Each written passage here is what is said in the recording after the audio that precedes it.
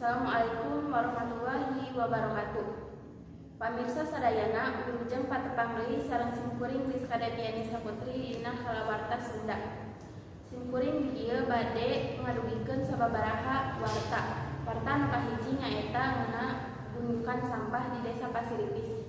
Warta nu disiarkeun langsung ku Selvi Yuniarsih di lokasi. Pamirsa, ayeuna abdi aya di gundukan sampah, lokasina di Desa Pasiripis, Kecamatan Kertajati, Kabupaten Majalengka.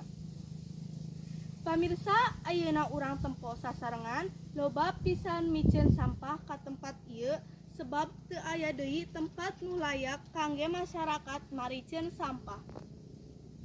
Sakitu laporan ti abdi ngalaporkeun di Majalengka, nguli deui ka Rizka Deviani Saputri di studio. Hatur nuhun Kak Selvi Yuniarsih ngantos ngawawarkeun di lokasi.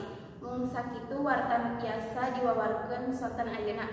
Simkuring Rizka Deviani Saputri pamit undur diri. Wassalamualaikum warahmatullahi wabarakatuh.